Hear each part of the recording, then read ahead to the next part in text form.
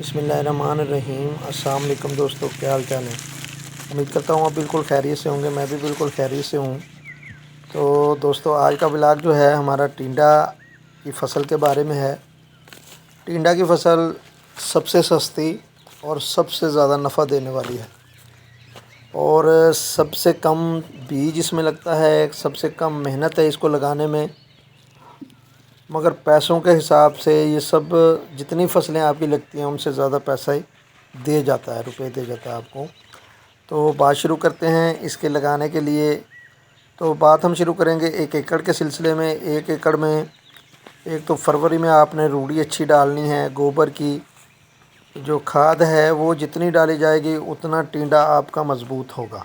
ठीक है, इसको अच्छे तरीके से आपने यानी कि कोई 5-6 ट्राली जो है गोबर की खाद डालनी है और ज़मीन को अच्छी तरह तैयार करके और उसको यानी कि पानी लगा देना है। और पानी लगाने के बाद जब वो वत्तर आएगी फिर अच्छी तरीके से हल चला के रूटावेटर ऊपर फेर के फिर इस ज़मीन को आपने तैयार करना है।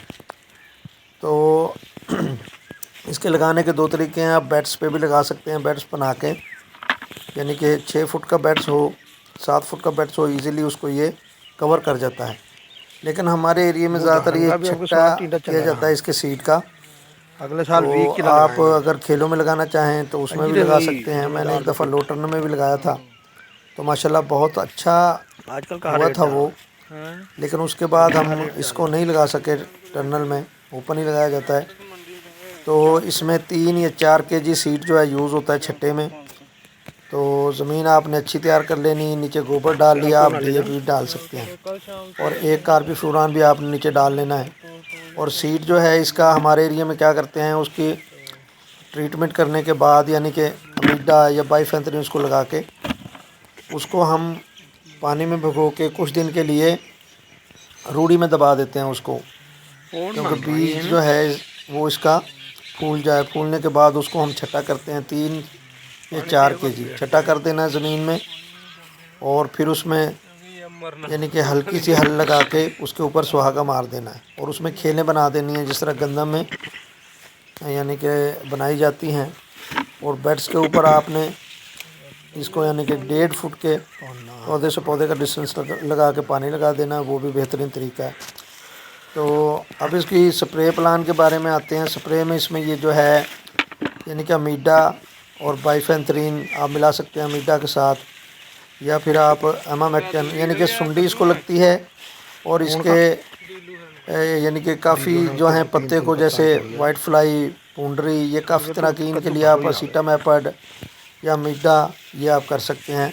लेकिन आपने इनके साथ बाइफेंथ्रिन, एमामेक्टिन और ल्यूफ्रान ज़रूर मिलानी है कि सुंडियों से बचे और दूसरे यानी कि इसके पत्तों में जो हैं मच्छर, मक्खी और वाइट फ्लाई, इस तरह की जो बीमारियां हैं उनसे बच सके।